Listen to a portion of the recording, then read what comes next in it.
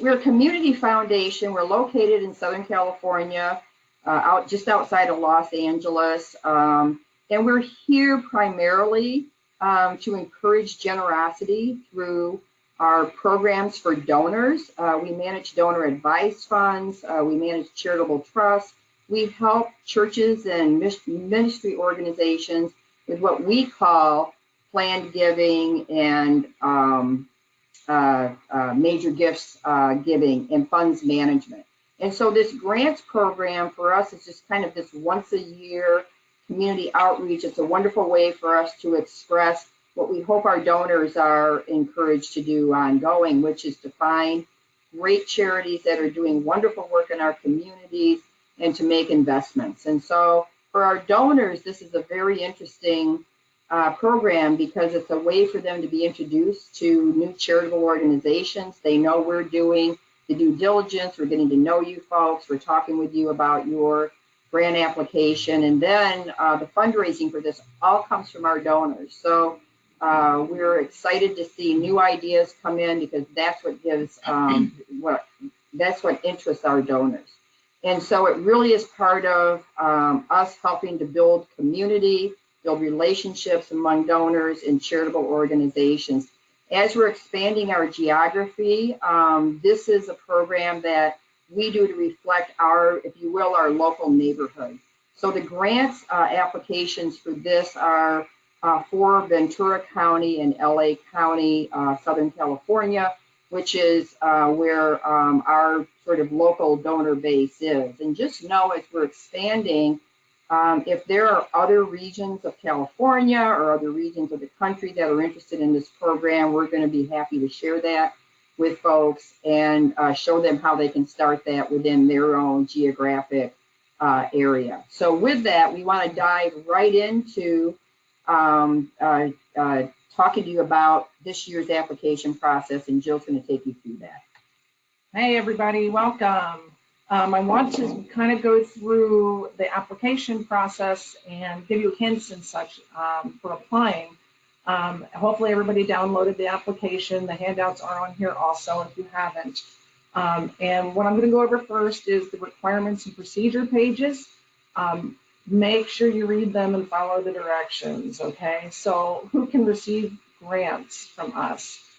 First, is you're a 501c3. You've got to be the nonprofit charity organization. Second, Kathy just mentioned, if you're in the Ventura, LA County areas, and she just explained why, this is a local program and this is where our donors are from. We do allow overseas activities. We have given grants in the past for that, but understand that the primary leadership is in this area, in the nonprofit. For the most part, has been run right here in our counties. So that's the exception for that. The purpose, is the church planting, the startups, the expansion of the church is one of the things that we'll give to. We also do social service programs that are being done by the 501c3. We've done many, many different, whether it's homeless or foster care, sex trafficking, and so on.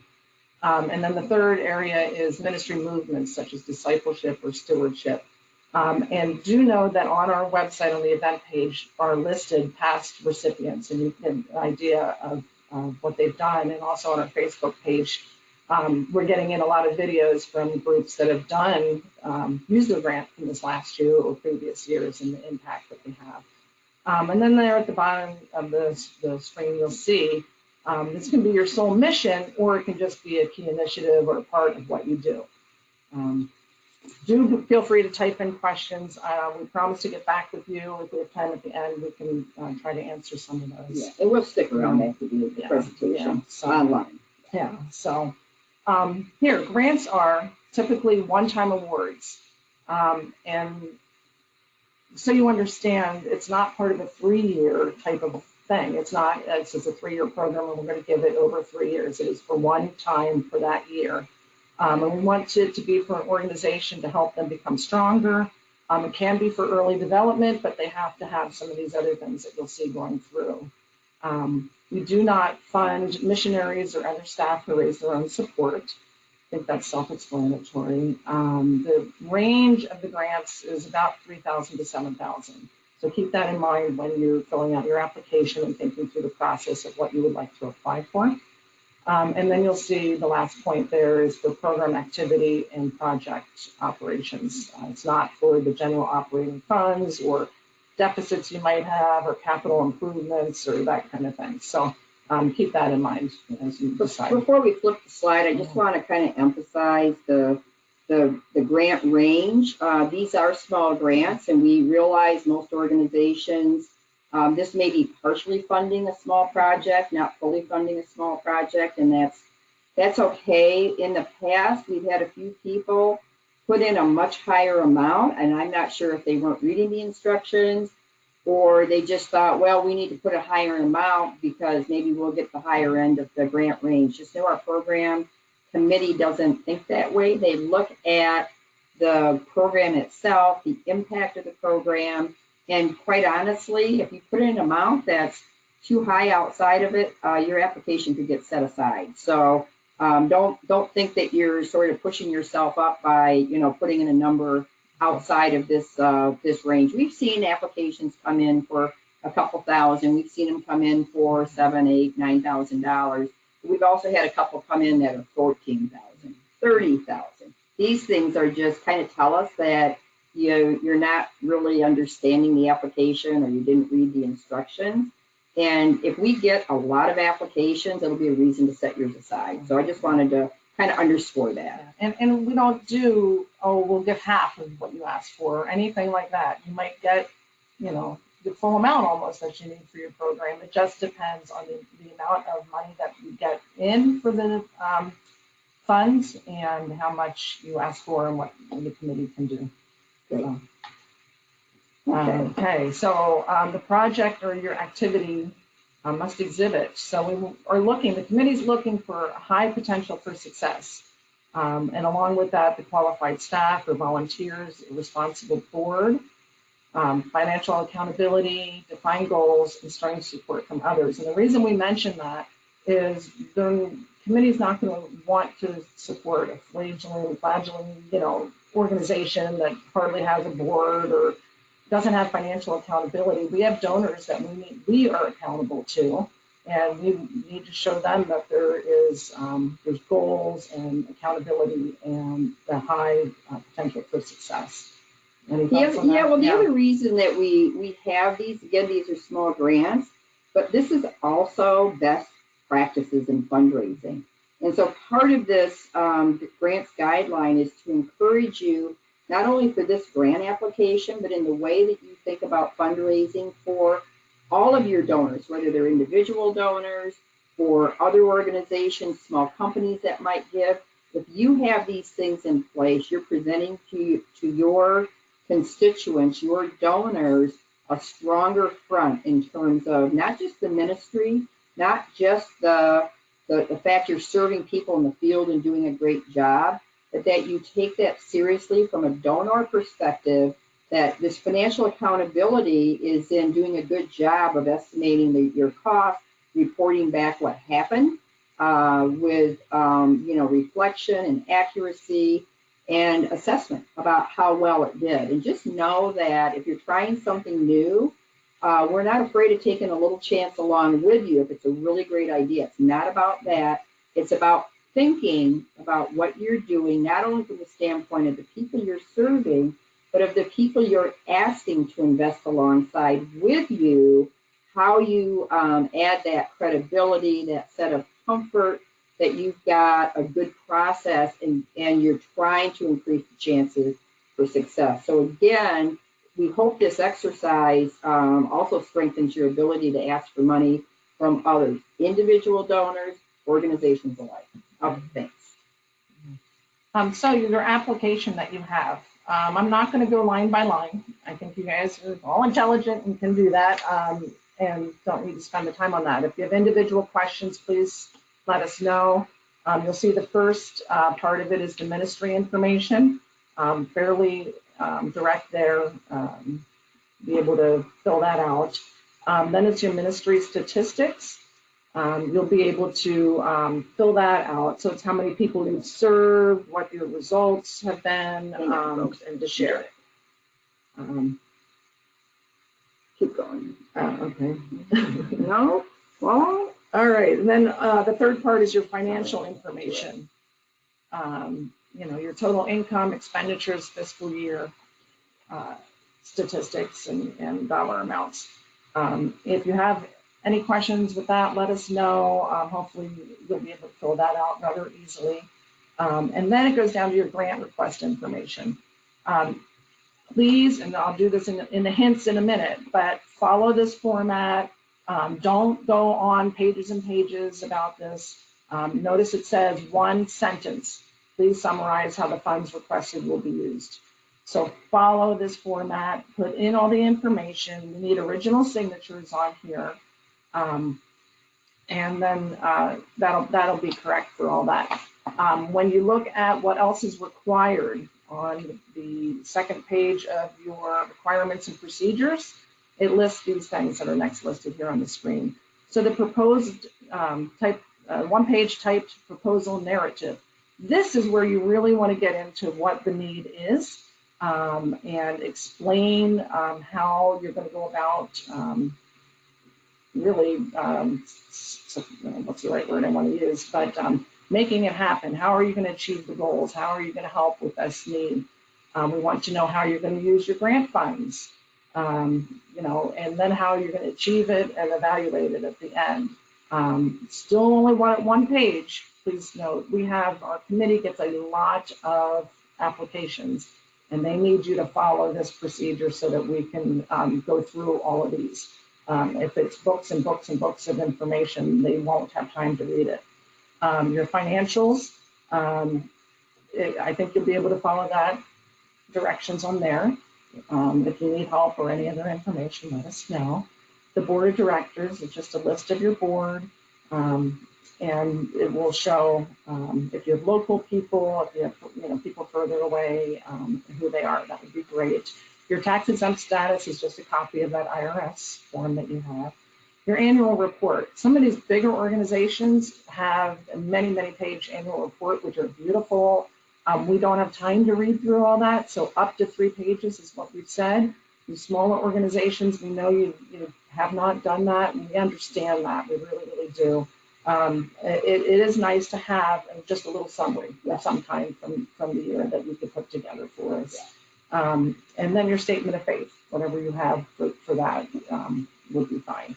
So those are the needed documents for the application. Anything else, Kathy? Well, I just emphasize, put yourself in the shoes of a grant committee member. These are all donors. They're serving on a volunteer basis. They're active donors, and so they are very familiar with making decisions about funding charities. They've served on this committee for several years, so they're veterans now in all of this. So it's no different than anything else you do. It's what can you do to grab their attention? Less is more in this case, because imagine you're sitting with 40 or 50 stacks. Okay, so they're not going to go with you. Don't send them your 25-page dump on QuickBooks. You want the 1-page balance sheet, the 1 or 2-page statement of activity and your budget. If you can get your board of directors on 1 page or 2 page showing who they are, what their affiliation is, any of those things that can be quickly scanned. That 1-page letter is really important. The other thing that's super important is filling out the application form as it is. Don't try to retype it. Don't think, oh, they're asking for a sentence, I'm going to put in 4 pages. They won't read it. They just can't. And that form that is really designed for them to scan and sort of set out all your applications side by side so they can start to make a decision about who they're going to recommend. Each committee member comes into the committee meeting with their top, you give them a number higher than the number of actual awards. They come in with their top recommendations and they're ranked. And then they meet together, the committee, and make that decision. So you want to do something to grab their attention so that you are standing out from everybody else.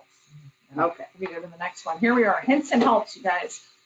as Kathy just said, follow the direction and use the form as is. We did put it in a Word form for you so you can type it to make it easier for you if you don't have the capability on your PDF. But doesn't mean make it 40 pages long. It just means you can type it. The turn in the application early, you can't, oh, it's so important. If you do this, you'll see, we will help you. We will let you know if something's missing and you'll have the time to turn it in. If you turn it in on the deadline and something's missing, there's nothing we can do about it. We really have to, we're in year 6 and we really need to follow, because we're getting more grants and we need to be fair to everybody. So the third one there, combine all your documents if you can.